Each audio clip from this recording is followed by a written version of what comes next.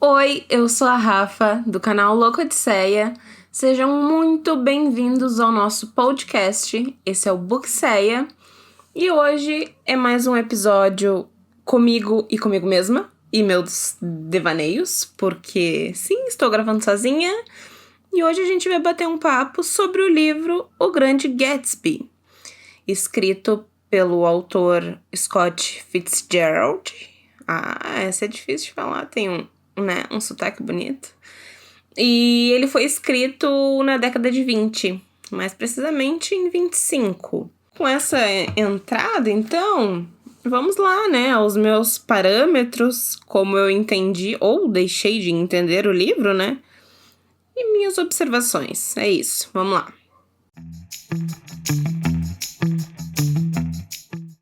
A gente tem um narrador, o Nick, que ele já começa falando a respeito, né, do vizinho dele, que é o Gatsby, e que ele é muito rico. Então, os nossos olhos dentro da história, dentro da narrativa, é o Nick. A gente já começa por aí. Então, a gente tem aquele filtro que a gente só enxerga o que ele enxerga. Eu sei que é meio óbvio, mas, né, como a gente não tem essa mudança de foco dentro da narrativa, a gente acaba ficando preso a um tipo de visão só, né? E já falando, meio que engatando, assim, sobre personagem, eu acho que é muito boa a construção de personagens nesse livro. Eu acho que fica o tempo inteiro pairando no ar aquela dúvida de quem realmente é o Gatsby, do que ele fez para conseguir ser rico, de quem realmente ele é quando ele tá sozinho, já que o Nick não tá o tempo inteiro com ele, né? Então a gente tem uma incógnita o tempo inteiro. O Gatsby me parece um personagem um pouco vazio, mas com muitos excessos ao mesmo tempo. Como, sei lá, por exemplo, as grandes festas que ele dava. Ele dava as festas, mas nem ele participava das festas.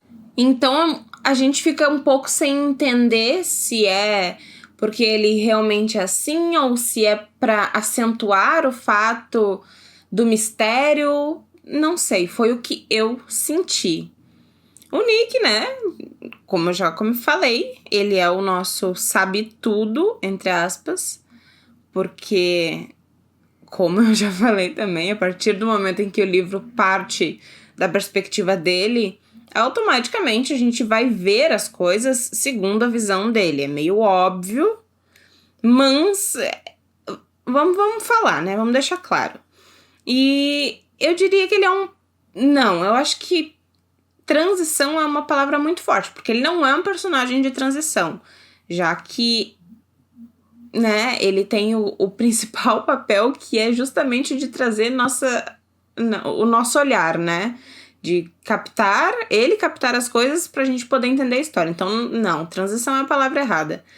Mas ele não é o personagem principal, porque o personagem principal é o Gatsby, né?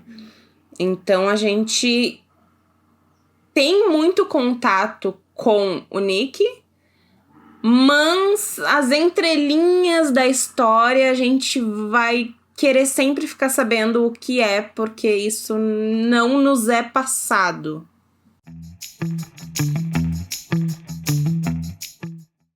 A Daisy me pareceu uma personagem muito característica daquela época, trazendo até uma certa ingenuidade nas ações dela.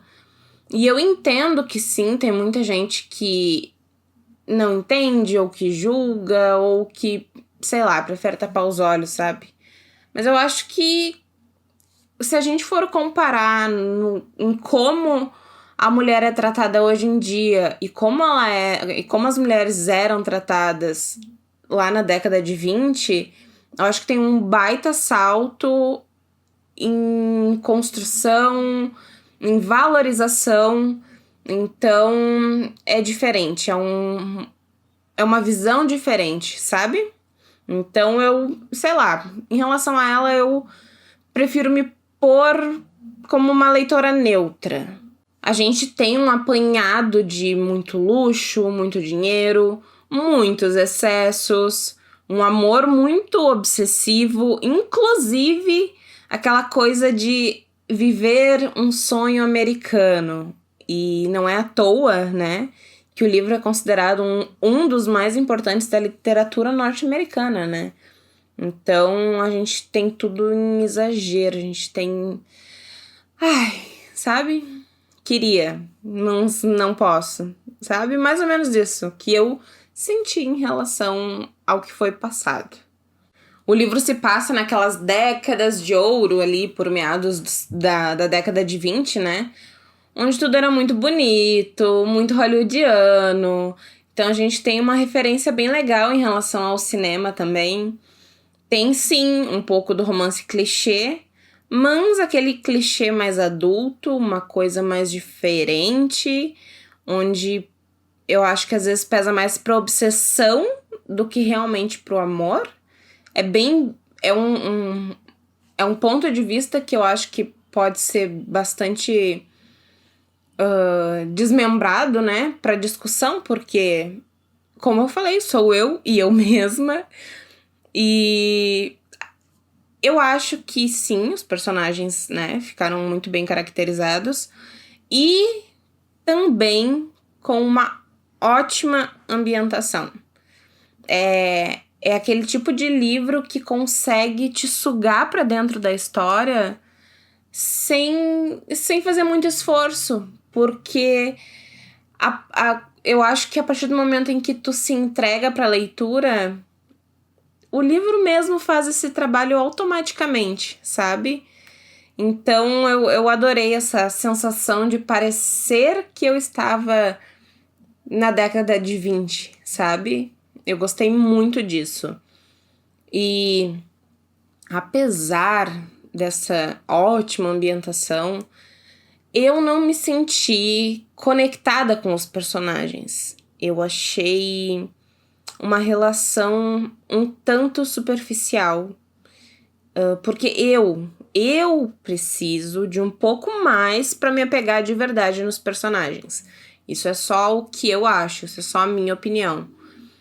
E tudo bem, eu entendi, né, o que o livro quis passar, mas eu gosto muito mais de livros que me façam sentir uma conexão. E eu não tive, mas isso não tira pontos do livro de jeito nenhum, porque o livro é incrível, né? Sem discussão. E como diria a Andressa, a gente tem uma virada de chave, né? Bem clara no fim do livro, que me pegou desprevenida e é aceitável, sim, dentro da narrativa. Eu queria falar mais, mas eu não posso, porque senão eu vou acabar dando spoiler. Mas, sim, considerando toda a história que os personagens trazem, eu acho que foi um desfecho muito real e muito palpável para nossa realidade. Porque, sim, é um livro real, não tem nada de ficção, né? Então, eu acho que ficou muito sensato. Sim, é inegável o fato de o livro ser bom, incrível, na verdade. Mas como eu costumo falar, sabe? Eu acho que todos os livros, todos os filmes, todas as obras, tudo nesse meio é muito interpretativo. E cada um vai absorver de uma forma diferente.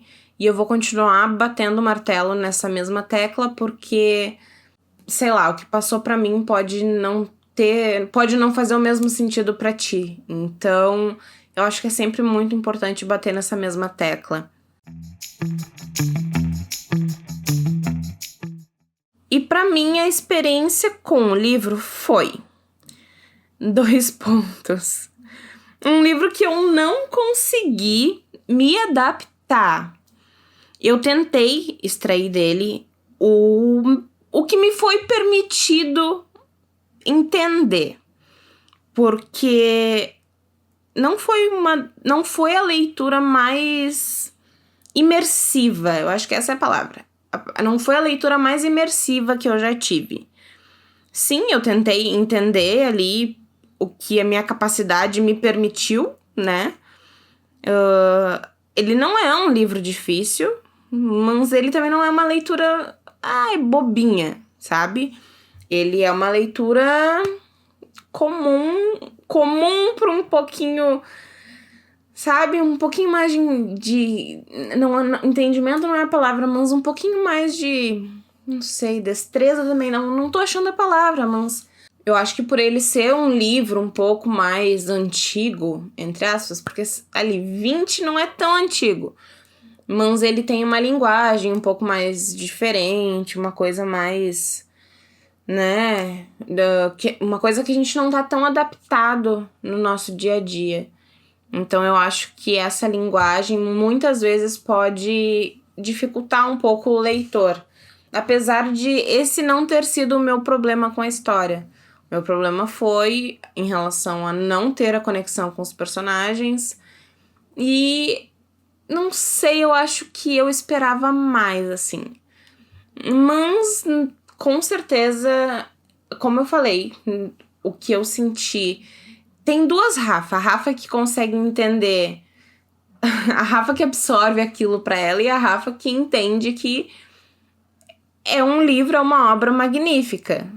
Entende? Eu acho que a Rafa que precisa absorveu de uma forma e ponto. Essa Rafa tá ali quietinha. E tem a outra Rafa que entende que é uma puta de uma obra e sim, é super atemporal. A gente precisa levar sempre essas obras pra frente, porque a gente não pode deixar morrer esse tipo de leitura, esse tipo de didática, esse tipo de... Essa magia que esses livros têm e que eles são únicos e que eles conseguem trazer pra gente. Com certeza vai ser um livro que futuramente eu vou querer reler, sei lá, daqui 5, 6, 7, talvez 10 anos. Eu tenho certeza que ele vai estar na minha estante, eu vou olhar pra ele e vou falar: é a tua hora de ser relido. Porque sim, ele é muito curioso. E aí, lá no fim, essa minha versão, ela tem o final dela diz, né, como o Grande Gatsby foi adaptado pro cinema e tal. E tem uma parte que eu vou deixar vocês com isso no ar, porque me deixou no ar. E eu achei magnífico. Segura. Tô mexendo no livro, por isso tá fazendo barulho. Olha só. O Gatsby criado por eles, no manancial das referências cinematográficas de nosso tempo, uma nova versão de Jack Dawson, o artista aventureiro e romântico interpretado por DiCaprio em Titanic, de 1997. Se tivesse sobrevivido ao naufrágio do transatlântico em 1912 e enriquecido nos anos seguintes para finalmente reencontrar a Rosie, transmutada em Daisy, na Long Island da década de 1920. Eu achei essa passagem muito boa, porque realmente faz sentido, né? Se a gente pegar ali o filme e tal, com o Leonardo, né? E era só pra esquentar, assim, um pouquinho o nosso coração. Pra vai que rolem umas teorias da conspiração por aí. Mas é isso, assim, esse episódio vai ser super curto, porque eu acho que não precisa estender demais. Eu acho que lê, sabe? Simples, senta e lê. Porque esse livro merece ser lido e interpretado por cada um da sua maneira, sabe?